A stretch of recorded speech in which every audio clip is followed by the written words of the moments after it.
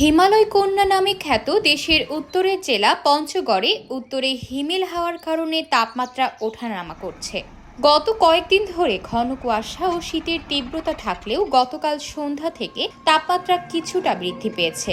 গতকালের 9 degree Celsius তাপমাত্রা বেড়ে দাঁড়িয়েছে 10 ডিগ্রির ঘরে। তবে সকাল থেকেই আবার তীব্র শীত অনুভূত হচ্ছে।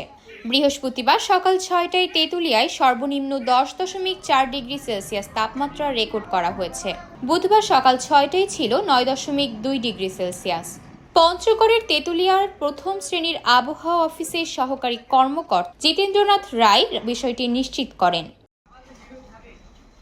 সরেজমিনে দেখা যায় সন্ধ্যার পর হালকা হিমেল হাওয়া বইতে শুরু করে জেলার উপর দিয়ে। কয়েকদিনের তুলনায় অনেক কম ছিল কুয়াশা। তবে রাত বাড়ার সঙ্গে সঙ্গে হিমেল হাওয়া বৃদ্ধি পায় এবং শীতের তীব্রতাও বৃদ্ধি পায়।